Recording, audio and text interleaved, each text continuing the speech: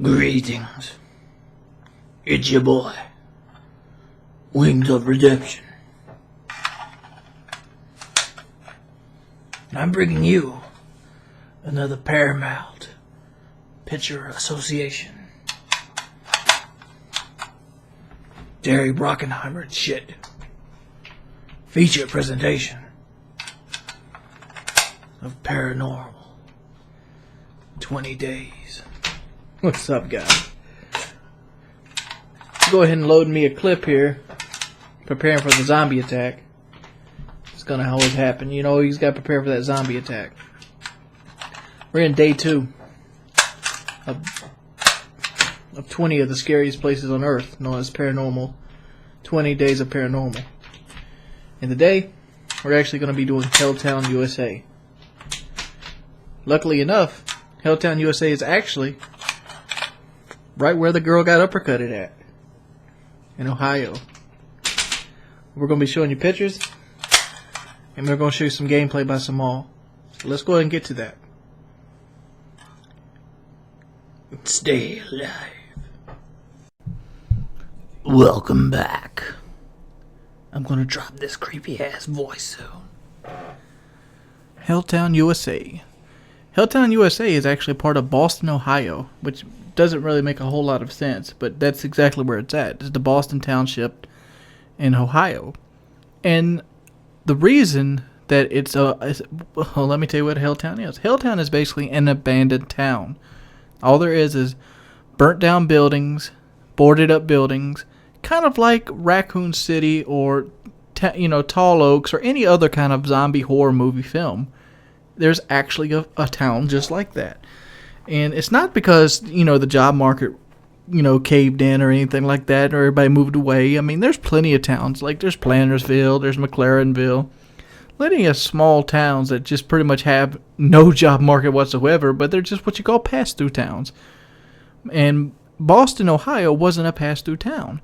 But the fact is, it looks like a zombie apocalypse town. Here, take a couple of looks at some of the pictures here. Anybody remember this barn? This is actually a barn in DayZ, and this is actually part of Helltown, USA. The barn was actually designed after this barn right here. If you ever played DayZ, you know what I'm talking about. Does this look like every crawl space that you've ever seen in a horror movie? This is actually under a bridge. This bridge. Does this not look like a bridge going into like Silent Hill or some shit? Like I said, zombie apocalypse. Half the towns are burnt. Half the buildings are either burned up, dilapidated, or boarded up. And we'll get to that in a minute. But it's just so surreal looking at this. It looks like a horror movie scene. Look at that. It looks like there'd be like a monster or something waiting in some of that overgrown bush. It's one of the places I actually want to go if I ever go to Ohio, which is Helltown, Ohio. Because it looks like a 1980s horror movie. Well, how did this town get this way? Helltown, I said Helltown didn't pretty much dry up as an economy, and people just didn't move away leaving their house. What ended up happening is in 1974, the government granted Ohio the rights to build a national park. So the state of Ohio ended up buying a bunch of land, and the land was actually right here in Helltown, Ohio. And when they bought the land up, they ended up boarding up homes and stuff like that, and they slowly got people out of there, buying it. And every time they'd buy a house, they would board it up. Well, what ended up happening is they had their funds pulled. And by the time they had their funds pulled, they had already gotten everybody out of the town. So the town sat there dormant. And nobody moved back into the house because they didn't own the houses. So what they would do is they would allow local fire stations to actually burn a house down to help train people and how to handle situations of burning infernos in houses and stuff like that. That's how some of the houses got burnt down and things like that. But other than that, you have just Mother Nature with natural dilapidation. But it's a really cool, it's a really surreal looking town. It's something that I picture when I play a horror movie, or something I actually look forward to seeing when I see a horror movie. There was a movie came out recently called The Chernobyl Diaries, and in that movie itself, there was a dilapidated down there, and that town was the one with the nuclear reactor, where basically everybody picked up and ran away.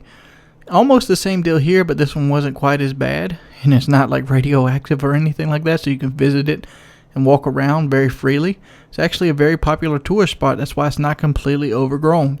If you remember that road closed sign, well, it's overgrown to an extent, but the fact is that road's probably still used. But the town itself, really, really fucking cool. And you can tell a lot of cues from a lot of people. You don't believe me? How many of you played DayZ? Look at this house.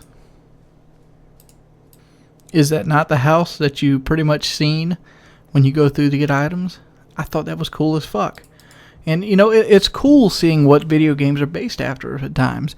And even though I know the boogeyman doesn't exist and demons don't exist, I still like to pretend. I love the pretend of them. And, like, there's a movie that came out recently called Sinister. And Sinister is a movie I'm probably going to avoid watching because I know I'm going to be terrified of it.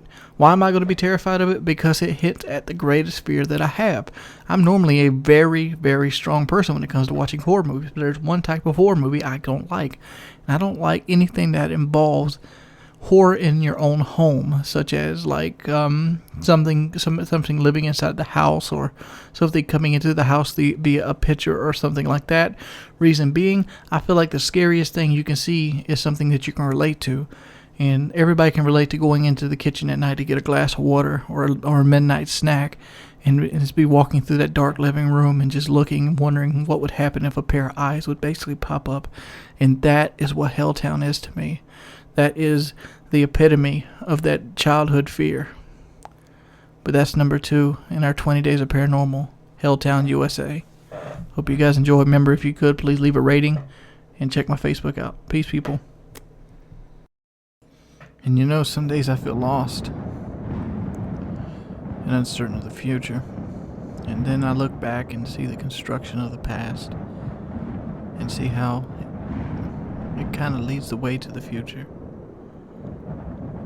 One of my favorite games I've ever played was Fallout 3 and Fallout New Vegas. It's 2 different games, but they're pretty much one and the same. They run off the same engine. In Day 3 of Paranormal, basically bring light to structures that looks like they were ripped straight out of Fallout 3. And the structures I'm talking about are the Zanzu UFO houses. Like a lost piece of paper on a dusty table.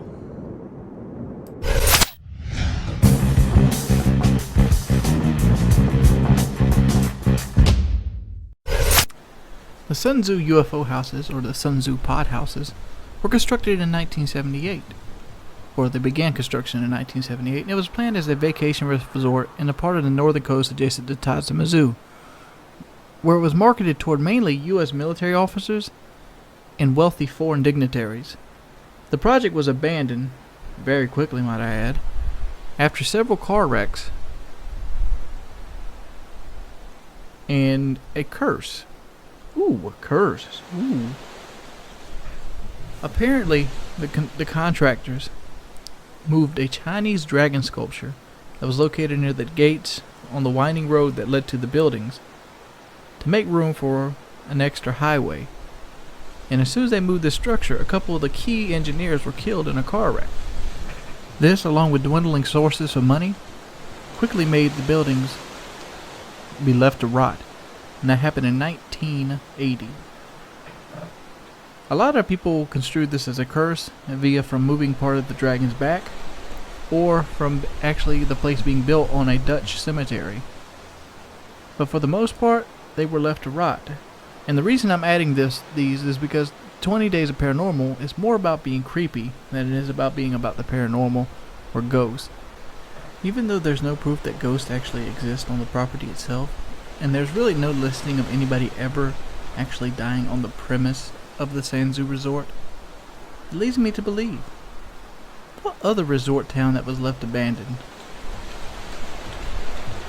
that never has people willing to enter?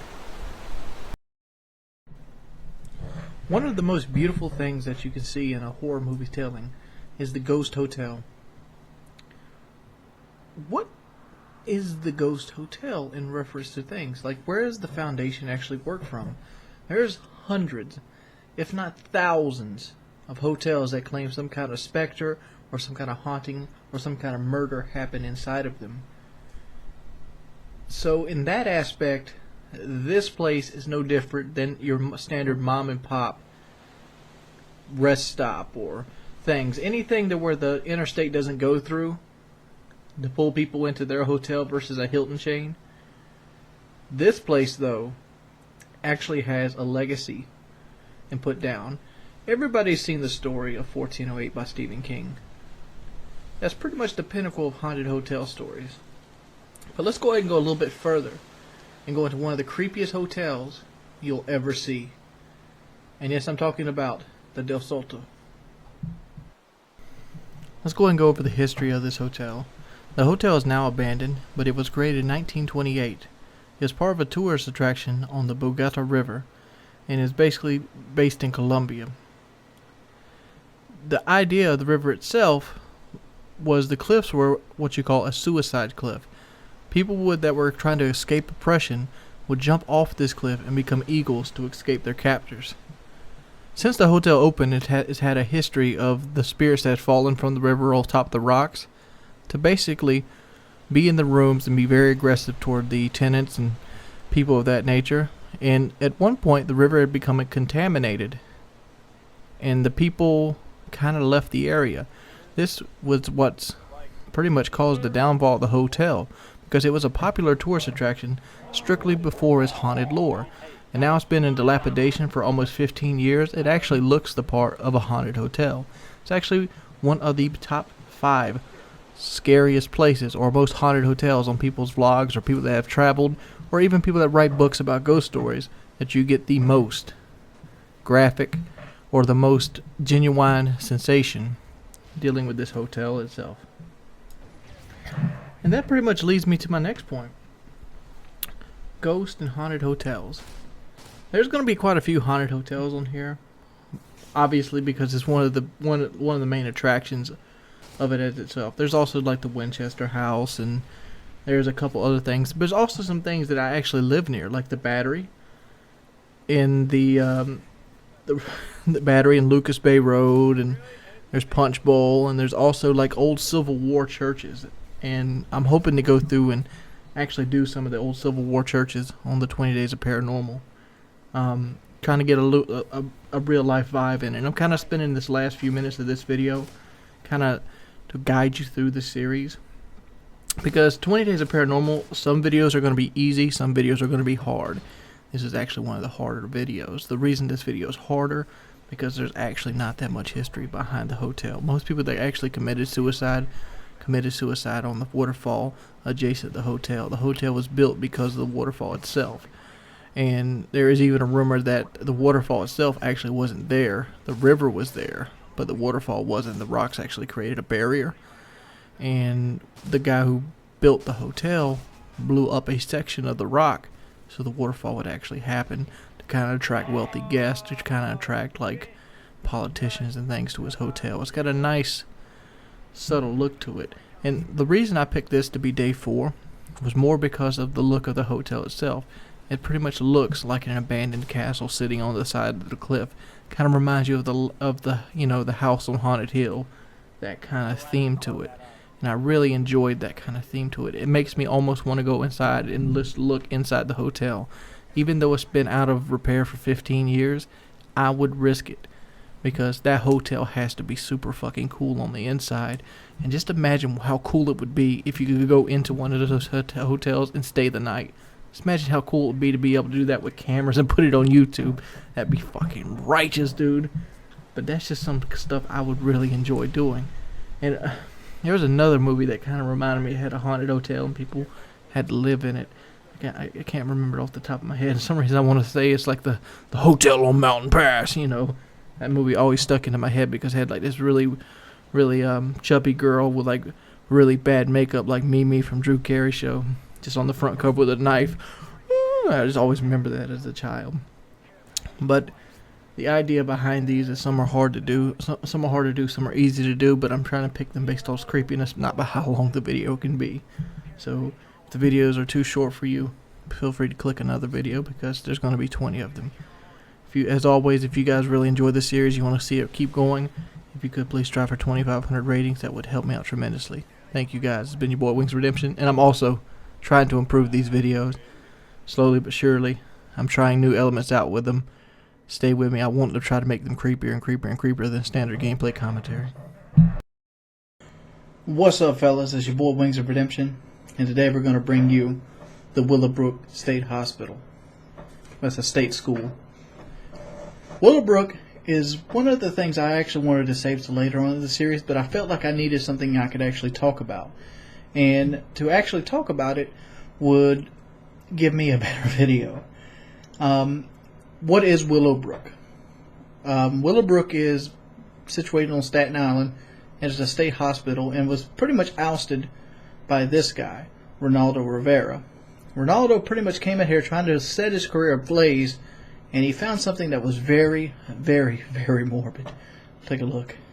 I want to go ahead and point out that Willowbrook is actually home of another mythical or conspiracy theory of a mythical creature known as Cropsey. And there's actually a film on Netflix called Cropsey if you want to learn more about him. But we're going to talk more about Willowbrook and why it's in relation to a mythical creature named Cropsey. What is Willowbrook? Willowbrook was a tuberculosis ward that actually turned into a state hospital. The state hospital itself was very underfunded, and to kind of make up for underfunding, it kind of ran on a shoestring like staff, and it was very dilapidated. It was so dilapidated that a doctor ended up calling a press, which is Ronaldo Rivera, in to basically document it so it could be ousted, so he could basically see these kids that were suffering from things like tuberculosis and Down syndrome to try to get them out and try to get their lives to be bettered. So what are some of the things you'd find in a hospital that housed tuberculosis ward and has something like 60 kids per actual nurse? Well, it's nothing like you find in something over the cuckoo's nest. What they found was people had shit in the corners, people had pissed on themselves, and people were going weeks without baths. The kids would get physically abused by the staff and manhandled. And some kids would actually wander away from the building itself and end up dying in the woods located around Staten Island. And even to this day, this is referring more back to Cropsey, they're actually looking for a girl named Jennifer, which was kidnapped by a local pedophile. And they found Jennifer near the woods, near Willowbrook State School. I want to call it a hospital. But the fact is, when they were searching for Jennifer, they found, I want to say hundreds, but it's not hundreds. They found a lot of bodies, some ranging been in the ground 22 some odd years, from kids that with Down syndrome that did not want to be in the state hospital. So they wandered off, and they would basically fall or freeze to death or go hungry or get lost in the woods around the hospital itself. And if you go there now, you can see just images such as this, trays just strewn through the woods, bicycles, playground with equipment that's torn up and rusty, just so much dilapidation. This building was pretty much run just like Nurse Ratched. This is a real scary thing or individual. Just look at some of the children that they found in these photos. Look at this. Rivera quoted that you can see people hungry, you can see filth, you can see rust on pipes, you can see calcium deposits, you can see stalls just ripped off and no privacy whatsoever. And you can even see the misfortune in people's faces when you look at them while they waller in their own shit. But what you can't see in these pictures is the smell that brung with him. He said that he would remember this state school the rest of his life. What is up Willowbrook today? Well, Willowbrook today is pretty much just a home for homeless people. It's in a big abandoned building on Staten Island, and bodies of homeless people litter it, and there's going to probably be skeletons in this area until they decide to tear this building down and mow over all the trees in the forest. But that's day number 5 of Paranormal, Willowbrook State School.